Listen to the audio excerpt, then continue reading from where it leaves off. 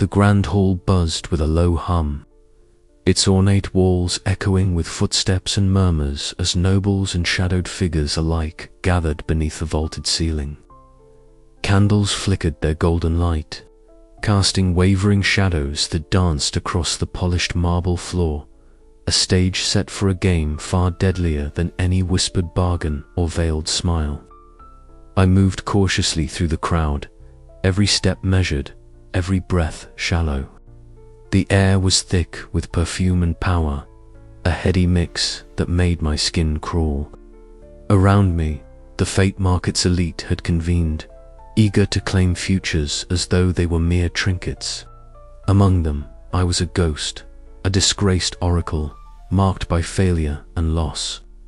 But tonight, I was here for one reason, to find the prophecy I had sold, the one now bent toward destruction. My storm-grey eyes flicked across faces, searching for any sign of the dangerous hand that held my past in their grasp. The weight of that lost destiny pressed heavily on my chest. Each whispered conversation felt like a thread pulling tighter, threatening to unravel the fragile balance of our world. A sudden clang shattered the murmurs, sharp, metallic, a blade striking stone. The crowd froze, then erupted into chaos. Shouts rang out as bodies surged and scattered, panic igniting like wildfire. My heart slammed against my ribs as I dove behind a marble pillar, pressing my back against the cold surface. The scent of smoke and fear filled the air, mingling with the distant echo of hurried footsteps. "Kayla," a voice hissed urgently. I turned to see Ira, her fiery hair a bright flare amidst the shadows. Her green eyes blazed with fierce determination as she moved like a shadow herself, intercepting a figure lunging toward me with a dagger gleaming cruelly. With swift, practiced movements, Ira disarmed the attacker, twisting the blade from his grasp and forcing him to the ground. "Stay close," she commanded, her voice low but unwavering. "They won't stop until you're dead or the prophecy is in their hands." Before I could respond, a familiar figure slipped from the crowd. Jorin, the wiry street informant who had once been a part of my past life in the city's underbelly. His eyes darted nervously, scanning for threats. "We don't have much time," he whispered. "There's more than one faction after you tonight." The realization hit me like a cold wave. The Fate Market was not just a place of trade, but a battlefield where lives and futures were collateral damage. Ira grabbed my hand, pulling me through secret passages and hidden alcoves, her knowledge of the market's dark veins proving invaluable. Joran's whispered directions led us away from the main halls, chaos toward a narrow exit bathed in moonlight. As we slipped into the cool night air, away from the din of alarmed voices and flashing torches, a grim resolve settled over me. The stakes had never been clearer. The prophecy the first once sold was a weapon now wielded by those who sought to bend fate itself to ruinous ends. "They're closer than ever," I murmured, my voice shaking not with fear but with a desperate determination, "and I won't let them win." Ira's grip tightened, a silent promise of loyalty. Joran's eyes gleamed with cautious hope. Together, we vanished into the shadows, the first step on a path that would test every ounce of courage and cunning I possessed. The night was far from over, and the assassins in the dark had only just revealed their hand. But so had I, and the market's deadly game was set to reach its crescendo. As we disappeared into the labyrinthine streets, the echoes of the attack lingered, a chilling reminder that in the Fate Market, betrayal wore many faces, and survival demanded more than foresight. It demanded allies, sacrifice, and a will strong enough to rewrite the shadows cast by prophecy. The next move was mine, and I would not falter. The narrow path leading to Master Oren's dwelling wound through twisted ancient trees, their skeletal branches scraping against a steel-grey sky.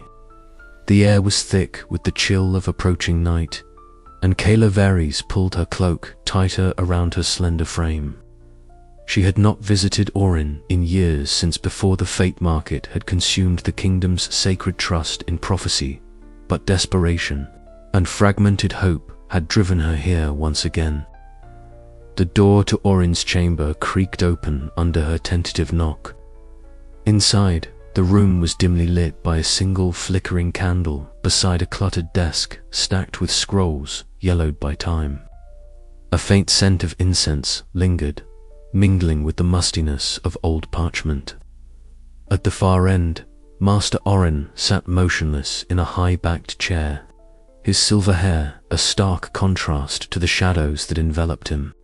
His eyes, clouded with age and experience, fixed on Kayla with a quiet intensity that pierced through her defenses. "Kayla," he greeted, his voice a low whisper, roughened by years of silence. "You come seeking answers in a time when even the gods seem to have turned their faces away." She nodded, swallowing the knot of uncertainty rising in her throat. "Master Orin, the prophecy I sold the silence that's fallen over all our visions. What does it mean? Has the divine forsaken us?" Orin's gaze drifted toward the candle flame, its light trembling in the still air. "Not forsaken, child. Silent. But silence is not absence. It is a space of void pregnant with possibility. The gods speak not through certainty, but through the shadows between certainty and doubt." Keller's brow furrowed. But how is a seer to guide others when the voice they relied on falls silent, when fate itself seems broken? "That is the test," Orin replied, his voice barely above a breath. "The silence demands that seers learn to listen not to the gods, but to the choices of those who walk the path. Fate is no longer a chain to bind us, but a key to unlock our own will." The words unsettled Kayla, stirring a tempest within.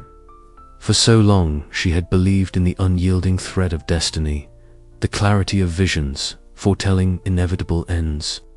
Now, those threads seemed frayed, tangled by silence and shadow. She stood and paced the cramped room, the flickering shadows casting ghostly shapes on the walls. If our futures are not written, then what is the meaning of prophecy? What is my role if not to illuminate what must be? Orin rose slowly, leaning heavily on his staff. "Your role, Kayla, is to guide, not dictate. To remind those who listen that the future is a tapestry woven from countless choices. The silence you fear is the space for free will to breathe." Keller's heart clenched with both fear and a fragile spark of hope. Could she truly abandon the certainty she once wielded? Could she embrace the chaos of choice and responsibility? The questions swirled like a storm inside her, threatening to uproot everything she believed. As the candle guttered and dimmed, Orin's final words lingered in the cold air. "The silence is not an end, but a beginning. Will you listen?" Outside, the night had deepened. Kayla stepped into the chill, her breath forming small clouds in the frigid air. Around her, the world was quiet, no divine voice, no guiding light. Yet beneath that silence lay a new truth, raw and uncertain. The fate she sought to reclaim was no longer a predetermined script, but a story she might still write. Her fingers brushed the loose braid at her shoulder, a simple gesture grounding her amidst the swirling unknown. The weight of lost destinies pressed on her, but so did the fragile promise of choice. Tonight, the silence spoke volumes, and Kayla Varys, once a broken oracle, would learn to listen anew. She did not yet know where this path would lead, but for the first time in a long while, she felt the faint stirrings of hope. The future was hers, to shape or to shatter, and the silence would be her guide. A distant owl hooted once, sharp and clear in the night. Keller's gaze lifted to the shadowed sky, where stars blinked uncertainly through veils of cloud. The silence of the divine was no longer a void to fear, it was a challenge to embrace, and she would answer it. The chamber was steeped in shadows. The only light, a handful of flickering candles set upon a heavy wooden table scarred by years of use. The air hung thick with the scent of burning incense and aged parchment, a heavy cloak that seemed to press down on my shoulders as I stepped through the threshold. Silas was already there, leaning against the far wall, his pale features carved sharp in the candlelight, dark eyes narrowed and unreadable. His presence was a silent challenge, as much as an invitation, a summons to face the fractures that had long festered between us. I drew a steadying breath, the storm-grey depths of my own eyes locking with his. "Silas," he gave a curt nod, the barest hint of a smirk curling at the edge of his lips. "Kayla, it's been some time. I wondered if you had the courage to show your face again." The words cut sharper than any blade, dredging up memories I had tried to bury beneath layers of guilt and regret. The prophecy I had sold, the war it ignited, the ruin it left in its wake, it all led here to this confrontation. Silas was more than a rival. Once he had been my apprentice, my hope for the future. Now he was my adversary, the embodiment of ambition twisted by betrayal. "I didn't come here to trade barbs," I said, my voice steady despite the storm raging within. "We have a greater threat to face, and your interference only complicates matters." He pushed off from the wall, stepping forward so that the shadows played across his face in jagged patterns. "Greater threat or opportunity? You always saw fate as a cage, Kayla. I see it as a weapon." His words echoed in the silence, a reminder of how far our paths had diverged. I clenched my fists, feeling the weight of the past pressing down. "Your weapon has cost us everything. The kingdom, our people, the fragile balance we once maintained." Silas's gaze darkened, a flicker of pain flashing beneath the surface. "And your prophecy made that possible. You sold it, Kayla. You set this ruin in motion." The accusation hung heavy between us, but I did not deny it. Instead, I met his eyes squarely. "Yes, and I intend to fix it." For a moment, he said nothing. Then, with a bitter laugh, he shook his head. "Fix it? You think you can rewrite fate?" "I have to try," I whispered, "because if I don't, everything will fall apart." The room seemed to shrink around us, the tension so thick it was almost tangible. Silas stepped closer, his voice dropping to a harsh whisper. "You don't understand what you're dealing with. Fate isn't a river we can steer. It's a storm, wild and untamable." I met his challenge with a defiant edge. "Maybe, but storms can be weathered. And sometimes they can be calmed." Our conversation spiraled, a dance of accusations and confessions, old wounds torn open and laid bare. I saw the bitterness in his eyes, the scars left not just by my failure but by his own choices and sacrifices. For all his ambition, there was a vulnerability he tried to hide, a fractured soul like my own. Then, in a rare moment of silence, the mask slipped. His voice faltered as he spoke. "I never wanted this rivalry, Kayla. I wanted to protect what we lost. But ambition, it's a poison," I softened, the hard edge of anger giving way to something fragile and tentative. "Maybe we're not so different." Silas looked away, the flickering candlelight casting his face in shadow. "Maybe, but the question is whether we can still find a way forward." Before I could answer, a sudden noise at the door startled us both, the faintest echo of footsteps in the corridor beyond. The moment shattered, the fragile possibility of reconciliation slipping through our fingers like smoke. I took a step back, the old mistrust rising anew. This isn't over. Silas nodded, a reluctant acknowledgement. No, it's only just beginning. As I left the chamber, the cold night wind rattled the window panes behind me, carrying with it the weight of promises broken and the uncertain hope of those yet to be kept.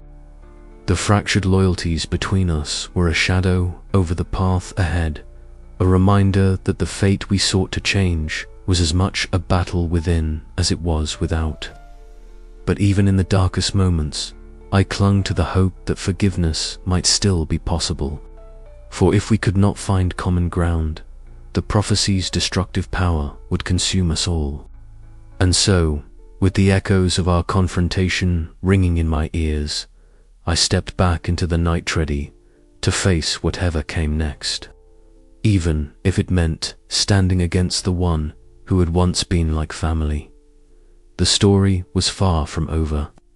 The fragile threads of fate were tangled and frayed, but they had not yet broken, and I would fight to weave them back together, no matter the cost.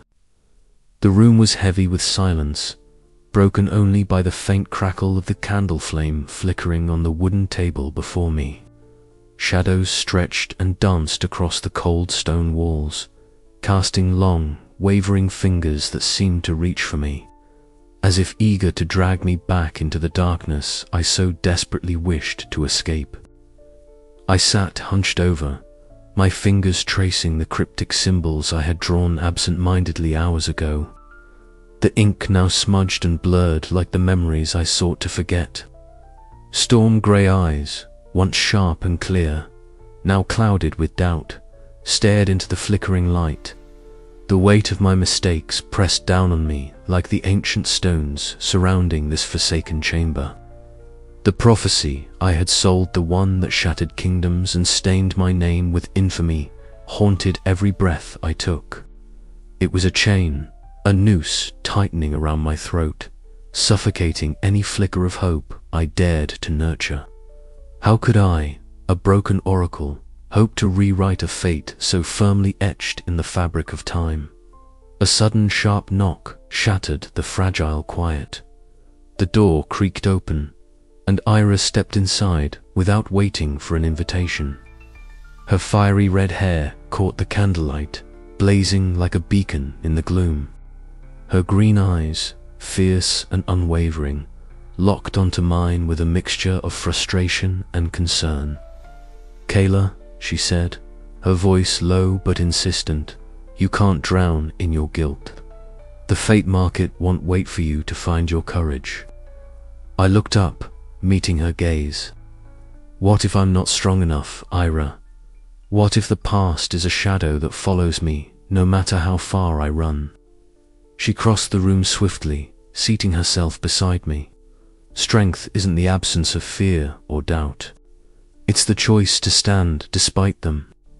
You were the kingdom's most gifted oracle once. That power didn't vanish because of one mistake. It's still inside you, buried beneath the weight of regret. You must believe it, or no one else will." Her words stirred something deep within me, a fragile ember amidst the ashes. But doubt clawed at my resolve. The prophecy was out there in dangerous hands, poised to unravel the delicate balance of our world. My failure had unleashed chaos. Could I truly prevent it from happening again? The rain began outside, a steady drum against the cobblestone streets, mirroring the tempest within my heart. Each drop echoed the pounding of my thoughts, relentless and unforgiving. I rose, pacing the small room, the scent of damp earth and old parchment filling my senses. The night pressed close, suffocating in its silence, as if the divine itself had turned its face away from us. "The silence is the cruelest curse," I whispered. "Without guidance, how can I be sure my choices aren't just shadows playing tricks on my mind?" Ira's expression softened. "We make our own paths, Kayla. Prophecies are not chains, but threads we can weave anew if we have the courage. Her words resonated, a tentative melody in the discordant symphony of my thoughts. I knew the path ahead would be perilous. The fate market was a labyrinth of ambition and deceit, and Lord Malrek's grasp tightened with every passing day. But surrender was no longer an option.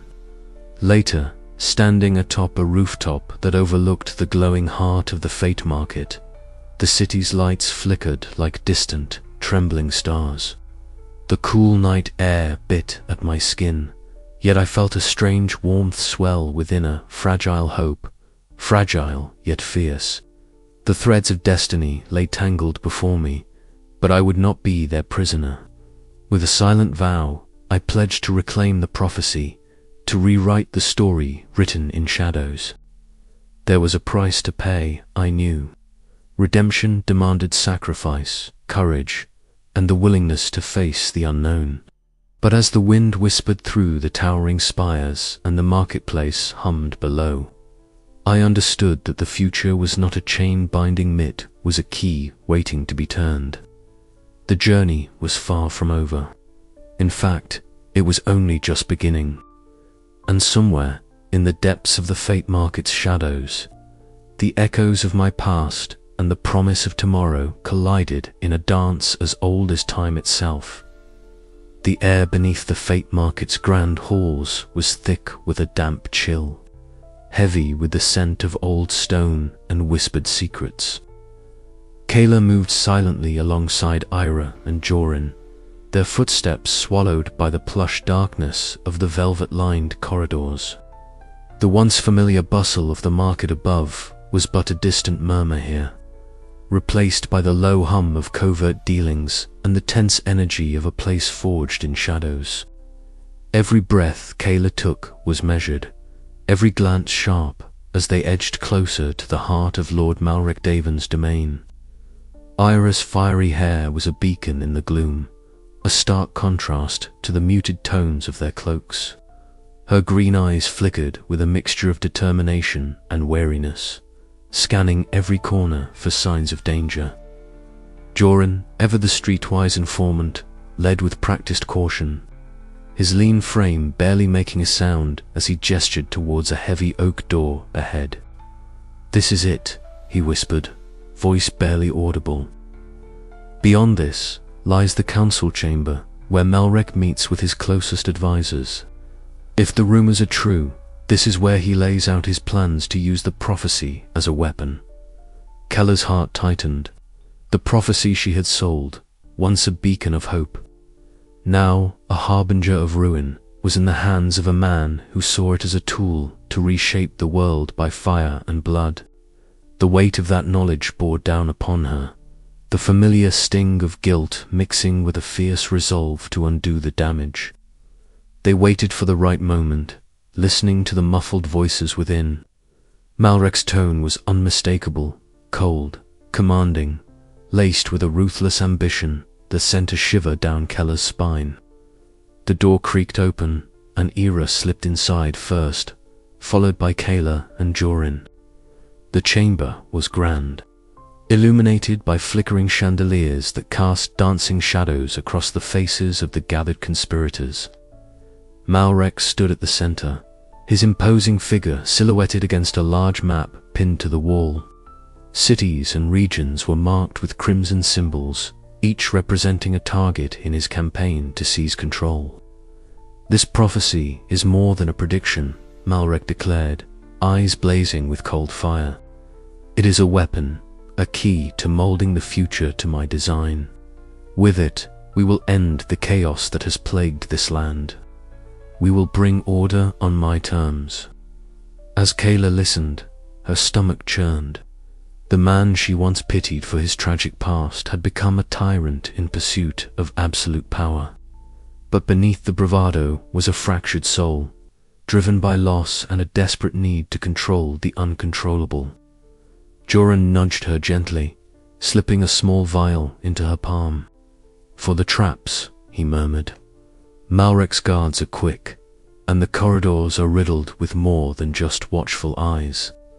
Kayla nodded, tucking the vial away as the meeting drew to a close.